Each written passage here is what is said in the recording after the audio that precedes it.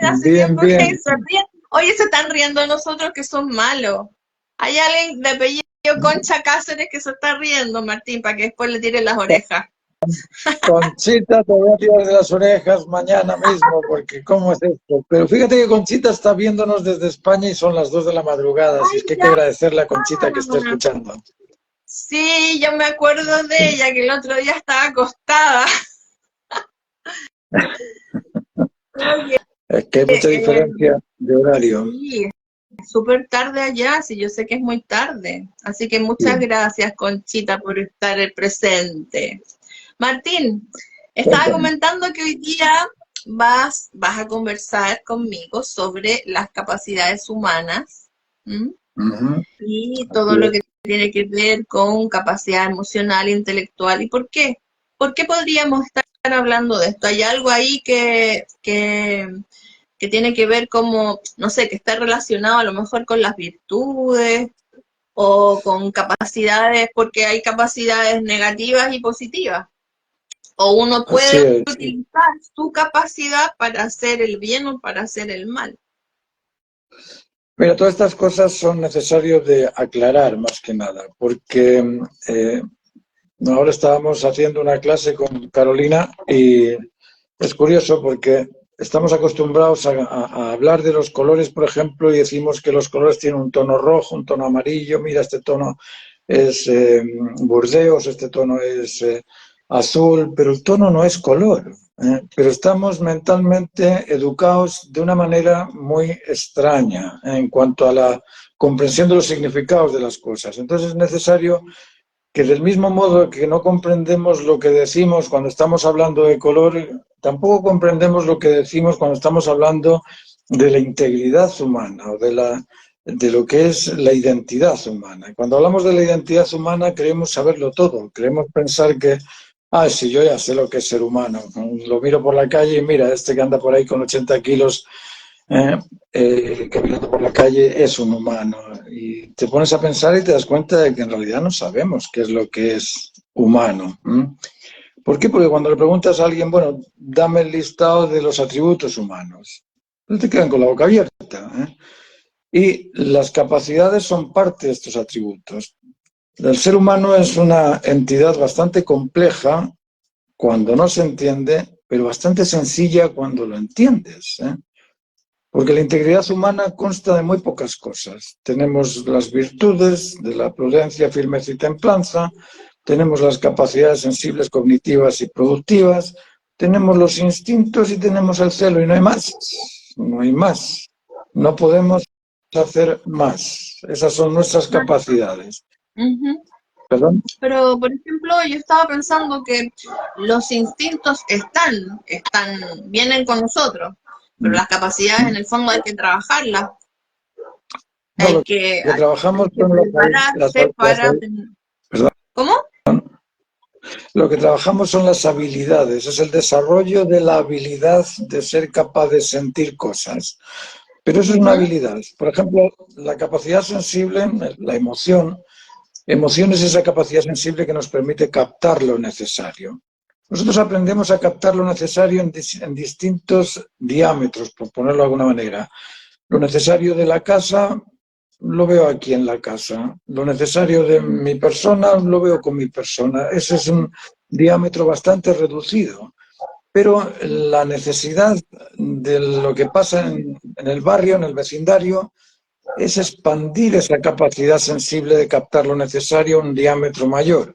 Y la necesidad de la comuna, pues es expandirlo un poco más. Y la necesidad de la nación es abrirte más. Es decir, nosotros lo que hacemos día a día al ir desarrollando estas capacidades es ampliar las habilidades de captación, en este caso, o las habilidades de hacernos sensibles a esas necesidades que están alrededor nuestros. Pero tenemos que ir ampliándonos para poder eh, tener también una mayor sensibilidad.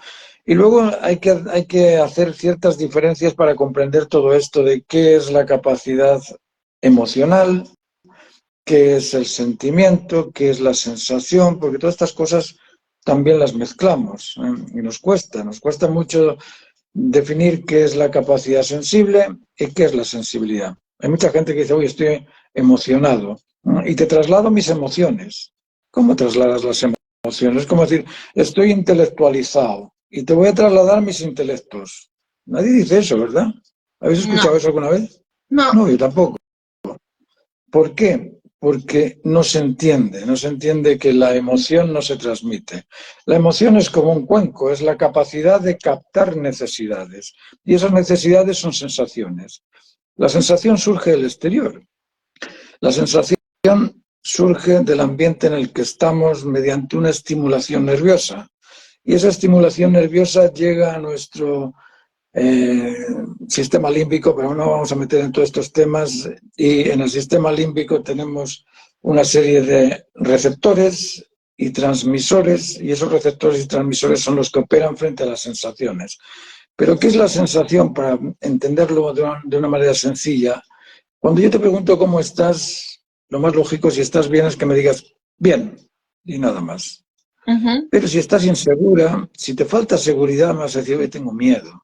No sé qué ruido hay por ahí, que no sé qué es lo que, no sé, a lo mejor me van a atacar. Uy, sientes miedo porque te falta seguridad. ¿Qué pasa cuando tienes frío? Te falta la temperatura adecuada y tiritas. ¿Qué pasa cuando tienes calor? Bueno, transpiras porque la temperatura es excesiva, es decir, la sensación es un exceso o una carencia del estado normal. Eso es lo que determinamos como sensación. La sensación Ajá. es una estimulación nerviosa y todo lo demás, pero para comprenderlo así a nivel básico, podemos decir que cuando siento hambre es porque estoy carente de alimento y cuando siento sed también estoy carente de hidratación. Luego la carencia o el exceso produce sensaciones. Eso es una cosa. La Ujú. emoción es la capacidad de captar esas sensaciones y el sentimiento es el recuerdo de la sensación.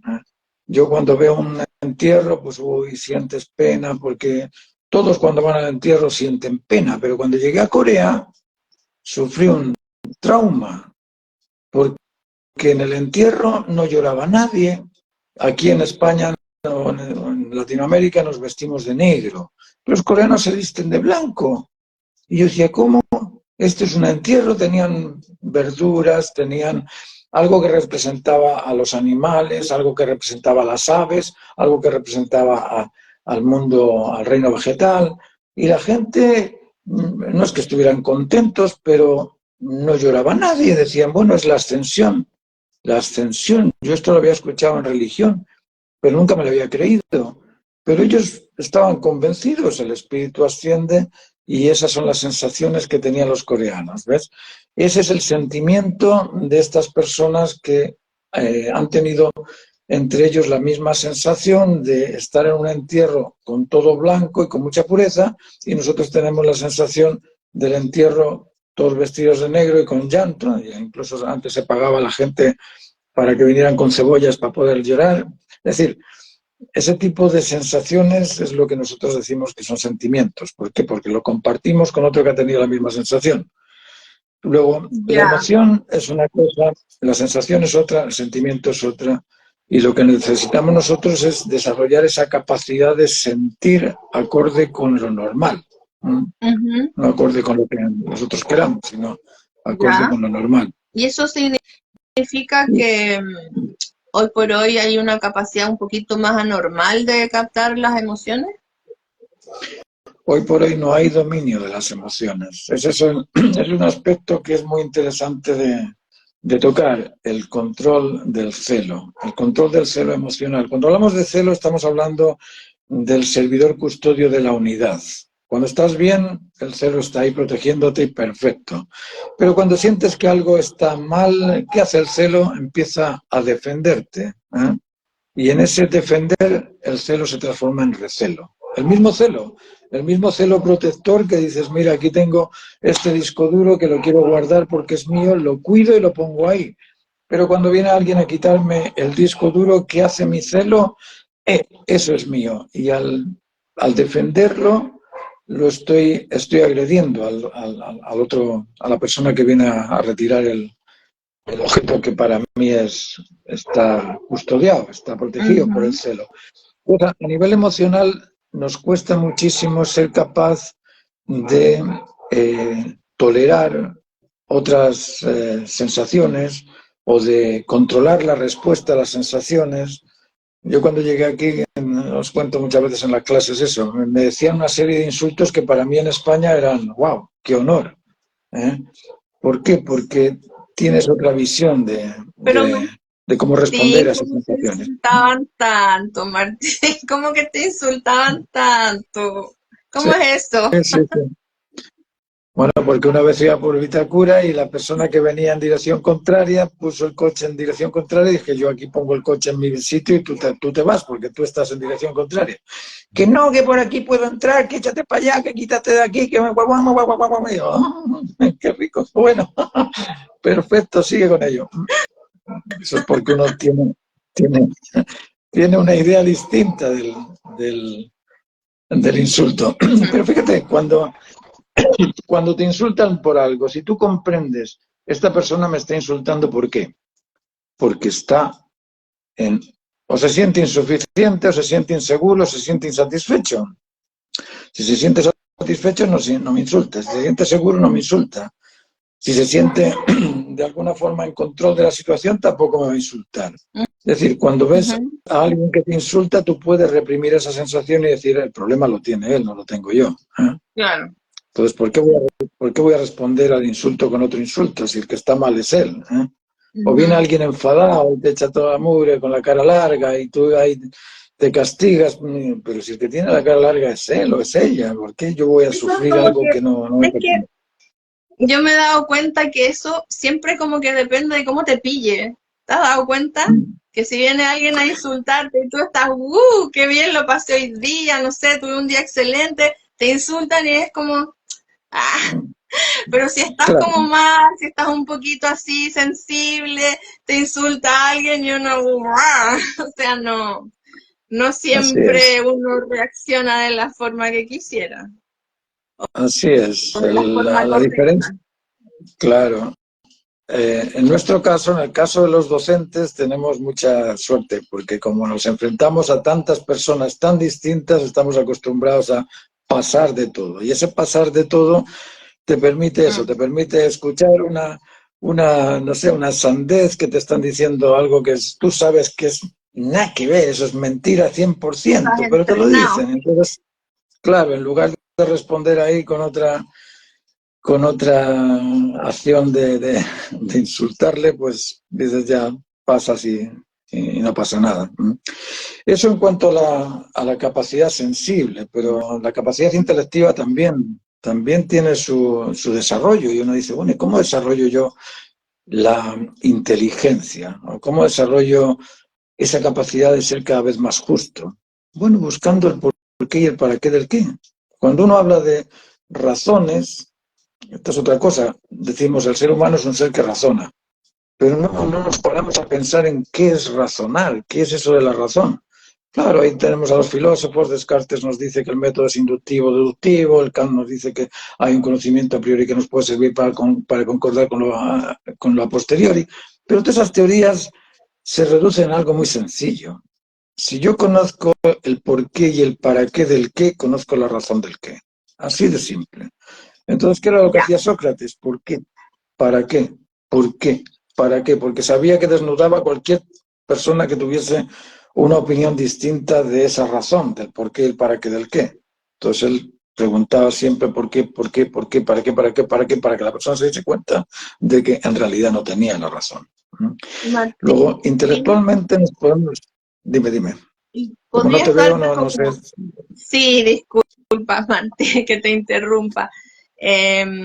¿Podrías dar como un ejemplo de este por qué, del para qué, del qué, por si alguien no capta bien esa frase, digamos? El por qué y el para qué del qué. Mira, el ejemplo más sencillo es el de la tiza. Yo uso las tizas para explicar en el pizarrón y si miro la tiza ya sé el nombre. Y yo les pregunto a los alumnos, ¿sabes la identidad, la integridad y la dignidad de la tiza? ¿Qué es eso? Entonces, la razón de la tiza, bueno, profe, pues, no, para dibujar. Vale, ¿y por qué? Pues para podernos explicar. Eso es, la tiza, el porqué de la tiza existe para graficar en el pizarrón. Y el por qué, porque era necesario para explicar. Luego ya conozco la tiza por completo. O si sé que la tiza es carbonato, y ese carbonato, para hacer la tiza hay que poner un molde, y ese carbonato tiene que mezclar con un poquito de agua y con cola de tragacanto, y una poquita cantidad de cola de tragacanto, lo dejas secar y ya construye la tiza. Yo te puedo hacer la tiza, es decir, sé lo que es y además la puedo reproducir. Fíjate que la especie humana es exactamente igual. Nosotros somos un ser que debemos saber qué es lo que somos para podernos reproducir. ¿Cuál es el problema que tenemos cuando nos reproducimos sin saber qué es lo que somos? Que nuestros hijos nos dicen, oye, yo no sé por qué me tuviste, no sé para qué me tuviste si no, fíjate, no, ni me educaste, ahora no sé, me voy a casar y no tengo ni idea de cómo educar a mis hijos, y no hubo no sé, ninguna clase de preparación para el matrimonio. Papá, ¿por qué me tuviste? Yo no sé si os ha pasado, pero a mí me ha pasado. A mí mis hijos siempre me dicen, bueno, ¿y por qué me tuviste si no sabías cómo madurarme? Es lo mismo que con la tiza. Si yo conozco el porqué y el para qué de la tiza, puedo hacer la tiza. Si conozco el porqué y el para qué de las capacidades humanas, puedo capacitar a los demás. Pero si no lo conozco, no puedo capacitarlos. ¿Se entiende? Sí. Entonces tenemos capacidades sensibles, cognitivas y productivas. ¿Y cuál es la capacidad productiva? La voluntad. Tenemos voluntad de acción. ¿Y esa voluntad en base a qué se estimula? ¿Cómo surge la voluntad? ¿Cómo desarrollas la voluntad? Hay muchas madres cuando estaba ahí en la academia me decían, es que no sé cómo desarrollar la voluntad de mi hijo, no sé cómo hacer eso. Hoy día estaba escuchando a la psiquiatra Marian Rojas Estapé y decía que la voluntad se desarrolla postergando la recompensa. Eso Tiene decía. algo de razón, tiene algo de razón, pero la recompensa tiene que estar ahí, aunque la postergues. ¿Por qué? Porque la voluntad se motiva en base a la expectación a disfrutar de un bien. La expectación a disfrutar de un bien es lo que te motiva a actuar. Tú piensas, oh, voy a conseguir una casa allá y ahí puedo invertir porque fíjate que construyeron otras casas al lado, oye, y la venden barata, expectación a disfrutar de un bien, invierto y compro la casa. Claro. Si me dicen que me va a tocar la lotería en Miami, voy a Miami porque me toca la lotería. Es decir, si creo que voy a ganar el partido de fútbol, me pongo a jugar a la pelota, pero si me dicen juega contra el Real Madrid, ya no, ni empiezo el partido. ¿Entiendes? Claro. Porque no existe esa expectación a disfrutar de un bien. Ahora, lo que sí que hay que hacer es saber qué tipo de bien estás utilizando para motivar a ese niño o a esa persona. Porque si yo cada vez que el niño haga algo le voy a dar el chocolate, al final va a depender del chocolate y no, eso no motiva la expectación a desarrollar la motivación. Claro. Pero lo que sí que hay que buscar es algo que lo motive y lo desarrolle. Es decir, mira, si haces esta pintura bien, veo que estás pintando muy bien, vale. A ver si terminas bien el cuadro, porque yo tengo aquí una serie de pinceles que si terminas bien el cuadro a lo mejor te sirven. Qué bueno, voy a seguir pintando porque voy a tener más pinceles. Y ahí le estás progresando en el desarrollo, pero si la expectación va a ser simplemente una especie de sabotaje, una especie de... si no lo haces, no te regalo la cosa, pues no lo motivas, ¿se entiende? Sí. Pero todas estas cosas son muy útiles para poder ir controlando o desarrollando las capacidades sensibles, cognitivas, motivacionales. Y en todo esto, el factor esencial es el autocontrol. Cuando tienes el control de lo que haces, cuando sientes que lo que haces lo estás haciendo porque te beneficia a ti y beneficia a los demás, perfecto. Pero tienes que estar controlando sobre todo las virtudes, sobre todo la prudencia, la firmeza, la templanza. Cuando hablamos de la prudencia estamos hablando de un servidor custodio. Todas estas cosas de las que hablamos, si te fijas, son custodios naturales. Es muy curioso. Yo cuando descubrí que cualquier cosa que tú veas en la naturaleza contiene un por qué y un para qué, dije, wow, ahora resulta que comprendo esto que decían los filósofos, de que en todos los científicos, de que todo tiene información y que la información está en todo. Claro, claro que está en toda la información. Y esa información es la que me estimula a mí, ¿eh? La información que existe en los objetos, de saber que, uy, ese objeto es grande, es chico. ¿Qué es grande? Información. ¿Qué es chico? Información. ¿Qué es húmedo? Información. ¿Qué es verde? Información. Es decir, estamos envueltos en un universo de continua información. El problema es que nos cerramos a ella y en lugar de pensar en qué es lo que ocurre cuando estoy haciendo algo, pienso en qué estoy haciendo. Yo con el arte lo vivo. Les digo a los alumnos, oye, hazme este trabajo, y me hacen el trabajo. Claro, yo por dentro pienso, ¿se habrá dado cuenta de que está creando y para crear está estableciendo una estructura de base, una estructura que tiene una idea, un sujeto que es un activo que transforma el objeto en consecuente con esa idea? Se dará cuenta de que está utilizando la paciencia, la prudencia, la templanza, se dará cuenta de que está motivándose a actuar y que hay una energía intencional, selectiva y poderosa que le permite hacer eso. ¿Se dará cuenta? No, no se dan cuenta, pero cuando se lo explico empiezan a darse cuenta, ¿entiendes? Pero Martín, tú les preguntas a tus alumnos si se dan cuenta de eso, ¿no? A veces sí, a veces sí, a veces no. Porque a lo mejor, A veces simplemente Martín, lo porque veo. a lo mejor preguntándole, tú te das cuenta de ta, y ahí recién te puede dar cuenta de que no, y por lo tanto tener la intención de desarrollarlo. No, si hay alumnos y alumnos, hay alumnos que se pegan a pensar en eso según están haciendo, pero uno nota cuál está cantando la canción, está esperando a ver el fin de semana qué es lo que voy a hacer en la playa y cuál está ahí concentrado, analizando, ¿eh? Existen los dos tipos, ¿no? No es que todos sean iguales, No, claro. pero lo que voy es a que normalmente cuando tenemos un trabajo y tenemos que levantarnos a las 7 de la mañana para ir a la oficina y en la oficina resulta que estamos apretando tornillos o estamos, no sé, arreglando alguna cosa, no nos damos cuenta de que somos seres sensibles, cognitivos, productivos, de que tenemos libertad, autonomía, que somos responsables también. Esas cosas generalmente las dejamos para cuando nos surgen los problemas, cuando nos viene aquel vinculado emocionalmente a aquel hijo, aquel hermano, aquel padre, aquella persona que por cualquier cosa sufre una desgracia. Ahí nos replanteamos todos qué es lo que soy. Pero deberíamos de plantearnos qué es lo que soy todos los días, Claro. creo yo, no sé. Sí, yo también creo lo mismo. De hecho, eh, bueno, hoy día estaba pensando por qué hacemos estos en vivo, Martín. Hoy día me lo estaba cuestionando y decía, ¿por qué? ¿Sabes por qué? Porque toda mi vida me han interesado estos temas. O sea, es que, y claro, yo digo, bueno, a lo mejor soy un bicho raro, pero me acuerdo que desde muy chica, yo me hacía preguntas que yo creo que no se hace todo el mundo, a esa edad por lo menos. Y Claro. entonces ya después seguí como con lo que nos hemos contado, que yo estaba metida en la iglesia y quería ser como, no sé, como Sor Teresita.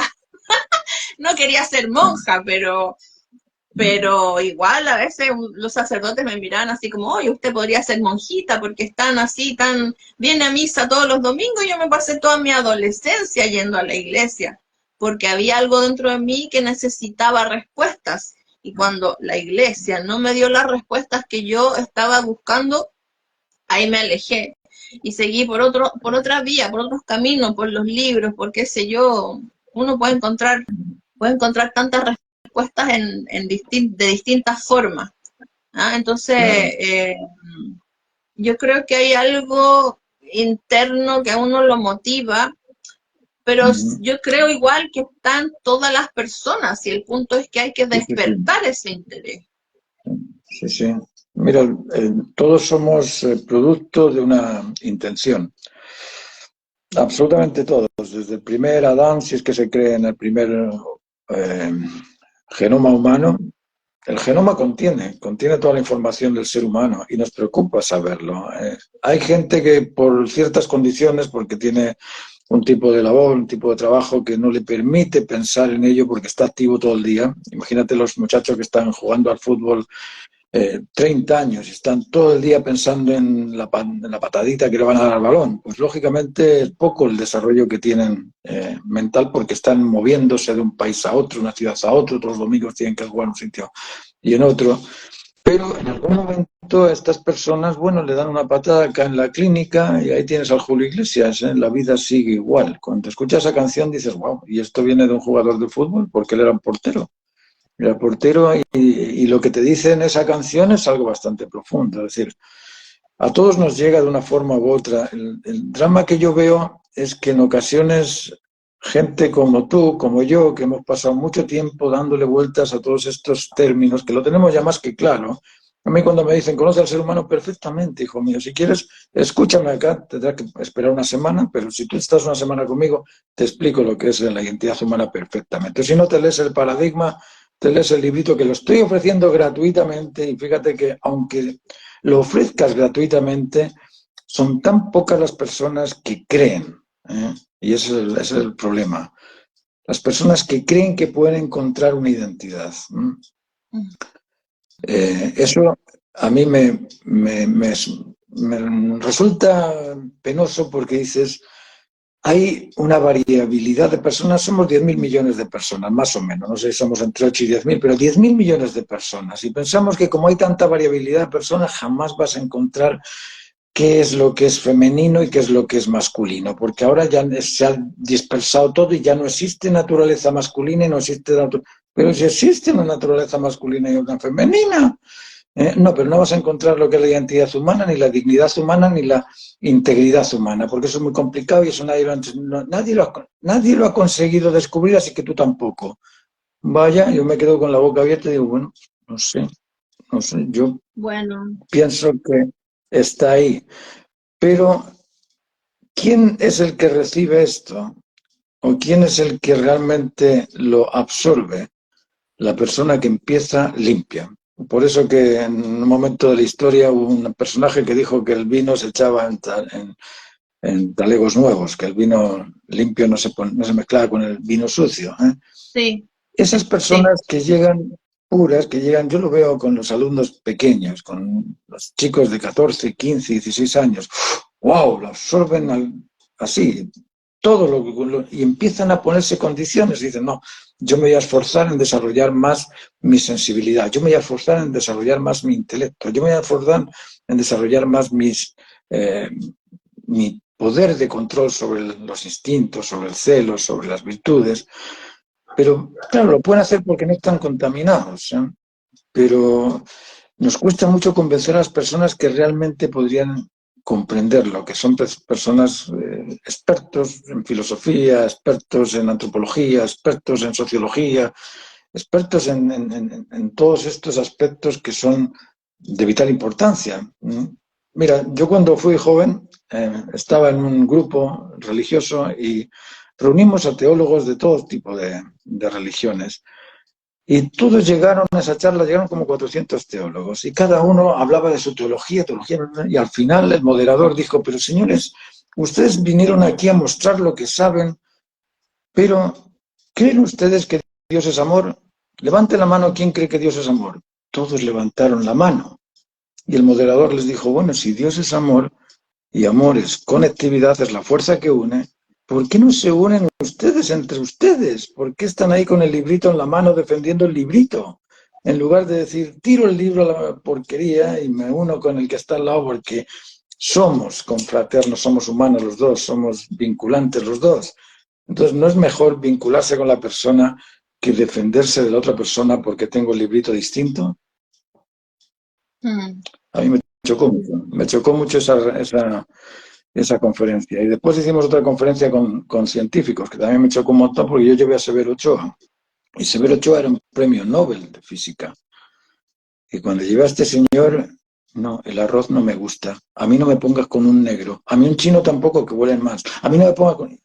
Yo pensé que un científico era una persona íntegra. Porque creía en los científicos, pensaba, los científicos tienen que ser íntegros, es decir, tienen que ser personas, pero así sí, poco menos que te arrodillas frente a esa persona porque es una persona que dice la verdad. Y ahí me di cuenta que el científico no decía la verdad. El científico era uno cualquiera que se dedicaba a analizar aspectos concretos. Este señor analizaba un aspecto y de los otros no tenía ni idea. Pero ese Ujú. aspecto era experto en ese aspecto. Todas esas cosas te van dando a entender eso, que perdemos mucho tiempo en la vida por no meternos de lleno en la comprensión de lo que nos humaniza. Y lo que nos humaniza es la naturaleza humana. Y la naturaleza humana es como la naturaleza de cualquier especie. Vemos las especies y decimos, ¿por qué los perros no odian? ¿Por qué no mienten? ¿Por qué no se irritan? Se irritan cuando, claro, cuando a nivel instintivo les estás agrediendo. Mm. Pero si no, tú puedes ir tranquilamente y meterte en cualquier sitio y no sienten rencor ni odio. Y eso es por el celo. Ellos viven en base al celo. Y el recelo de ellos simplemente les sirve para defenderse, pero no para atacar. Nosotros utilizamos el celo para atacar. ¿La arrogancia qué es? Un ataque. ¿La indiferencia qué es? Un ataque. ¿La sobreprotección qué es? Un ataque. Y todos estos, todos lo vimos alguna vez, los trastornos de comportamiento no son ni más ni menos que ataques a la otra persona. Y en eso deberíamos de ser capaces de controlarnos o capaces de cambiar un poquito la forma de actuar. Creo yo, no sé. Sí, pero igual yo pienso que, a ver, es como que la sociedad entera estuviera enferma, ¿no? Es como que uno cae en esta sociedad y la verdad es que si la sociedad está enferma cuesta mucho en forma independiente intentar salirse de los cánones que te llevan a la situación que vive todo el mundo, o sea, y vemos que hay guerra y vemos que todos toman partido por una cosa y por otra y hay mucha división, entonces esta es una cuestión que es como, no sé, dicen también que es como una agenda, eh, pueden ser muchas cosas, pero la verdad es que está difícil.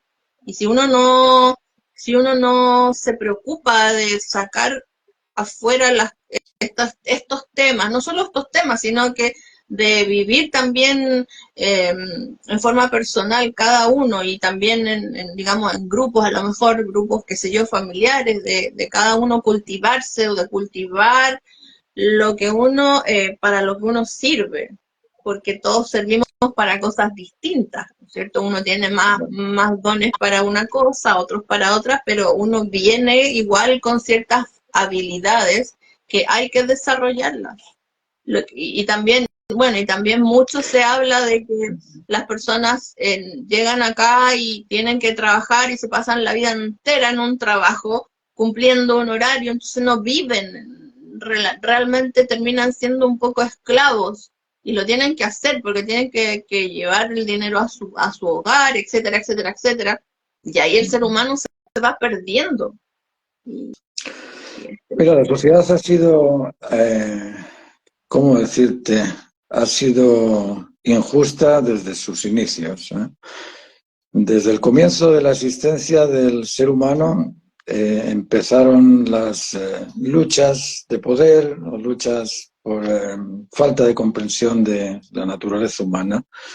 Y eso lo hemos vivido durante 20.000 años. Yo no sé el tiempo que lleva existiendo la especie humana, pero desde sus orígenes no ha existido nunca un modelo de sociedad que digas, ese modelo es el que contiene los verdaderos padres, los verdaderos hijos, los verdaderos esposos y esposas. Ahí ese es el modelo paradigmático que podemos imitar todos y ser todos buenos. De vez en cuando surge alguien como Zoroastro que te dice que no hay miles de dioses, sino que hay uno solo y se centran en base a ese dios. O te surge Buda, o te surge Jesús, o te surgen estos personajes que crean una identidad que se aproxima a la identidad humana, pero que no la conoce, no la comprende. No ha habido ninguna filosofía, ni religión, ni modelo sociológico, como decirte, completo en la dignidad humana. Cuando hablamos de la dignidad estamos hablando de un ser que merece respeto porque cumple con lo que debe, con un ser que es libre, pero cuando explicamos libertad no es libre de optar por lo que quiera, sino que es libre porque comprende que el significado de la libertad es la capacidad de optar por aquello que beneficia siempre a todo, porque aquello que beneficia siempre a todo no perjudica nunca nada. Si tuviésemos ese significado en los derechos humanos, en la Declaración de las Naciones Unidas, cambiaría el mundo. Cambiaría el mundo porque en lugar de hacer lo que me apetece, tendría que hacer lo que beneficia a la sociedad. Y fíjate que todos estos políticos te hablan del bien común. Yo no sé de qué bien común hablan, porque no te dicen que la libertad, que es la que te permite ser responsable, es la capacidad de optar por aquello que beneficia siempre a todo, siempre en tiempo y a todo en espacio, porque aquello que beneficia siempre a todo no perjudica nunca nada. Esa frase, la pones ahí después, la dijo Martín Soria. Esa frase para mí es categórica. ¿Por qué? Porque garantiza el bienestar de todo.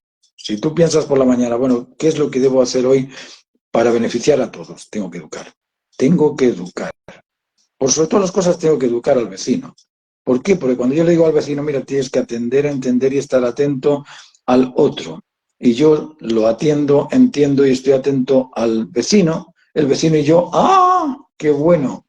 No hay problemas. ¿Por qué? Porque nos seducimos con afecto, nos persuadimos con la razón, nos motivamos con lo ejemplar, y en ese atender, entender y estar atento el uno al otro estamos siendo libres, estamos cumpliendo con lo que beneficia siempre a todo. Ese tipo de explicaciones, si yo se lo explico a 25 y me reúno con esos 25, vamos a estar estupendamente, porque nadie te va a estar reclamando, acusando, rechazando, porque la libertad no consiste en reclamar, acusar y rechazar. Entonces, si esto se pudiese promover, tendríamos una sociedad o un mundo bastante mejor que lo que tenemos hoy en día. Pero lo que tenemos hoy en día son parches legales, son leyes que no sirven para nada, leyes que te dicen que, bueno, usa la libertad pero sin hacer daño a nadie. Eso es muy distinto. De libertad es la capacidad de optar por aquello que beneficia siempre a todo, porque si yo no le hago daño al vecino porque no reclama, pero le meto al caballo en su pasto, porque fíjate que tiene el pasto bonito, anda, empujo el caballo y lo pongo ahí a que paste en su jardín, como no lo veo, no me ha dicho nada, entonces estoy haciendo uso de esa libertad de poder hacer lo que quiera sin molestar al otro. El problema es que, ¿qué pasa cuando viene el otro? Y se da cuenta de que yo he hecho algo que no beneficiaba siempre a todo, ¿entiendes? Sí. Estas cosas, claro, suenan a fraseología nada más, suenan a conversa nada más, pero cuando los maestros lo ponen en las clases, uno se da cuenta de la diferencia. Yo cuando tenía la academia ahí en Vitacura, lo que más le extrañaba a la gente era, ¿qué ambiente tienes acá? ¿Qué pasa aquí que hay un ambiente tan agradable? Llegaba uno nuevo, hola, ¿qué tal? Todos los alumnos, hola, Pepito, ¿qué tal? Tuve personas que tenían problemas psíquicos y esas personas entraban ahí. Pero cuando tuve las clases en la universidad, tuve personas que tenían problemas psíquicos. Uno se lanzó desde el piso 13, el otro se metió en un camión. Y dices, ¿cuál es la diferencia? Bueno, que en la academia estaban educados de una manera y en la universidad no estaban ni educados siquiera, porque no me permitían educar. Porque si yo les decía, oye, compórtate, siéntate bien, no pongas el pie en la mesa, me decían, yo tengo derecho a poner el pie donde me da la gana, soy libre. Sí. Ah, claro, con este sentido de libertad que tú tienes, sí eres libre. Pero con el que ponía yo en la academia no eras libre. ¿Por qué? Porque estabas optando por algo que no beneficiaba siempre a todo. ¿Se entiende? Sí, así es. Sí. Esos cambios cambian a la juventud. Pero hoy, imagínate, tenemos un sistema político donde nos dicen que cualquier ofensa que tú hagas al otro es precisamente lo que debes hacer. Cualquier mentira que digas al otro es ser choro, es ser mejor que el sincero. Cualquier robo que le robes al otro, mejor que ser ahí honesto. Bueno, si te están repitiendo eso una y otra vez y estás viendo que el juez no ajusta, que el carabinero no puede actuar porque lo mandan a la cárcel si te limita, entonces estamos en una especie de anarquía donde se puede esperar la consecuencia lógica de la anarquía. ¿Cuál ha sido la consecuencia lógica de la anarquía en Europa? Aquí en América como que no han tenido mucho tiempo de experimentarlas, pero en Europa la hemos tenido muchas veces. Y la consecuencia lógica de la anarquía es qué pasa en la casa cuando todos los niños hacen lo que les da la gana. O el padre se va de la casa o el padre saca la fuerza y lo controla, ¿no? Pero cuando lo Sí. controlas de esa manera no gusta a nadie, no gusta a nadie porque, ay, es impositivo, o está siendo autoritario, o eso es dictadura. Sí, sí, pero Así es. se necesita, digamos, alguien que guíe a las ovejitas, pero por el buen camino. Y eso generalmente surge en momentos difíciles. ¿Te has fijado? No sé si recuerdas cuando surgió Confucio, por ejemplo, que estaba la rivalidad entre las dinastías chinas y ¡bum!, surge Confucio. En India había el desorden más grande, todos creían en sus dioses, con los Vedas, y sale Buda. En Medio Oriente estaba todo el tema entre los romanos y los griegos y de Egipto, y surge ahí otro. Ahora estamos en un periodo de la historia donde estamos viviendo la misma o una situación muy parecida Sí, al momento. de hecho, bueno, hay personas que hablan de que estamos viviendo, bueno, yo me acuerdo de mi abuelita, que siempre decía que lo malo que estaba pasando era porque era el acabo del mundo. Pero hoy por hoy sí hay como indicios de que vamos hacia digamos, a ese término de ciclo donde todo se supone que podría empeorar para que definitivamente es como estar en el apocalipsis, Martín. Estamos en el apocalipsis, entonces en algún momento después de una hecatombe, no sé de qué tipo, debiera volver la paz al mundo, ¿o no? Martín, no te escucho.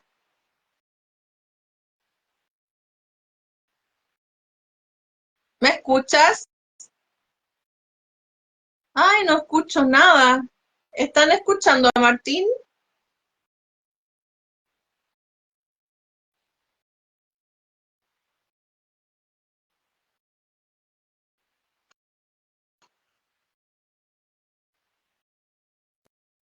No te vayas. ¿Aló? Ahí, ¿Ahora? ahí sí, Es ahí que te me entró una escucho. llamada.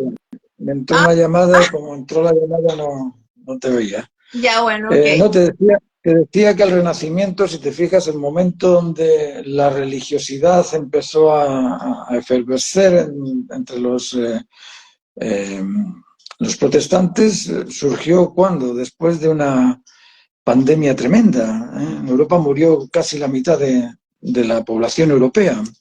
Y eso sirvió para que tuviésemos después lecturas, se inventó la imprenta, se inventó todo el periodo de la Ilustración, de los filósofos, surgió a raíz de eso. Yo creo que ahora estamos en algo parecido, en algo parecido. Estamos en la decadencia de una cultura que no ha cumplido lo que debía de haber cumplido, porque